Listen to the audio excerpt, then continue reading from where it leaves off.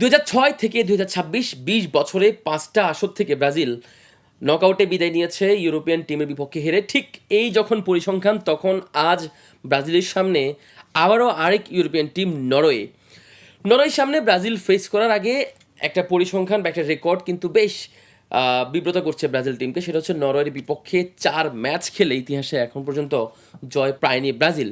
এর মধ্যে একটা ম্যাচ রয়েছে বিশ্বকাপে 1998 সালের বিশ্বকাপ ম্যাচে ব্রাজিল নরওয়ের কাছে হেরেছে 4-2 গোলে। এই যখন পরিসংখ্যান, তখন ব্রাজিলের সামনে আবারও ভয় যে এবার আসলে কি হবে।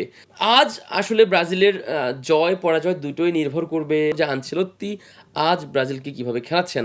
এখন পর্যন্ত বিশ্বকাপের টপ ফেভারিটগুলোর মধ্যে আমি বারবারই বলছি যে ব্রাজিলই সবচেয়ে খারাপ বা দুর্বল মিডফিল্ড নিয়ে এসছে।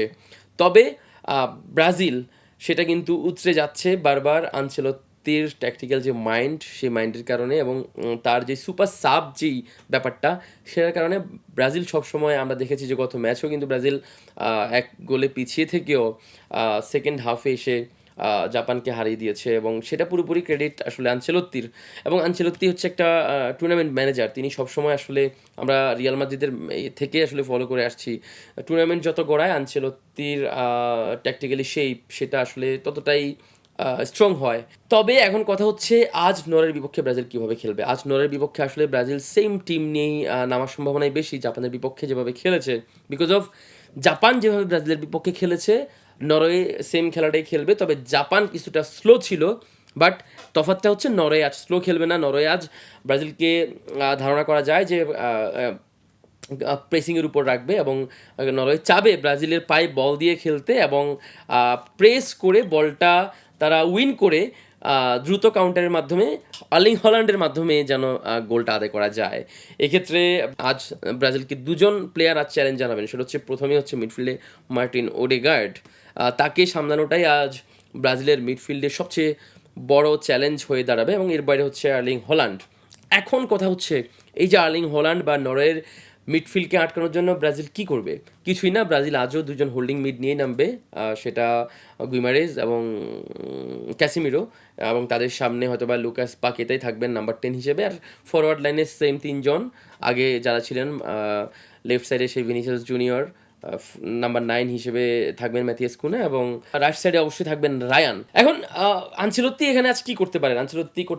আনচেলত্তি যেহেতু নরওয়ে কুইক ট্রানজিশনাল ফুটবল খেলেন এবং তারা অবশ্যই ব্রাজিলকে প্রেসিংয়ের মাধ্যমে সবসময় চাবেন যে ব্যস্ত রাখতে। সেক্ষেত্রে আনচেলত্তি আজ একই ট্যাকটিসেই যাবেন যে প্রথম হাফে হয়তো বা আনচেলত্তি নরওয়েকে কিছুটা বল দিতে চাইবেন এবং বল নিজেদের কাছে যতটা সম্ভব ততটা রাখতে চাইবেন, কেননা অনেক বেশি প্রেস করার কারণে নরওয়েকে চাবেন যে সেকেন্ড হাফে কিছুটা টায়ার্ড নরওয়ের সামনে আনচেলত্তি হচ্ছে 2 উইং ধরে অ্যাটাক করার একটা প্ল্যান আজ করতে পারেন। অর্থাৎ ব্রাজিল প্রথম হাফে নিজেদের পায়ে হয়তো বল বেশি রাখবে এবং সেক্ষেত্রে নরওয়ে অবশ্যই খুব বেশি প্রেস করবে এবং প্রেস করতে করতে ব্রাজিল সেকেন্ড হাফে তাদের সেই ট্যাকটিক্যাল সেট আপটা চেঞ্জ করে ফেলবে এবং সেকেন্ড হাফে ব্রাজিল রাইট ব্যাক লেফট ব্যাককে ওভারল্যাপ করার একটা সুযোগ দিবে আনচেলত্তি।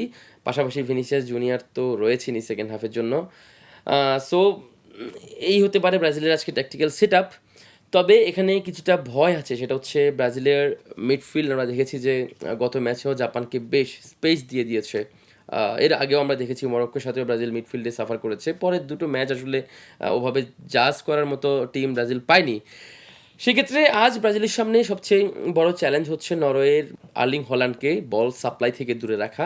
সেটা ব্রাজিল কিভাবে করবে সেটা দেখা যাবে। তবে আমার মনে হয় আজকের ম্যাচটা ব্রাজিলের জন্য বেশ কঠিন হতে যাচ্ছে এবং ইউরোপিয়ান টিমের বিপক্ষে ব্রাজিলের সর্বশেষ 5টা বিশ্বকাপে যে রেকর্ড, সেটি ভাঙার সুযোগ কিন্তু আজ।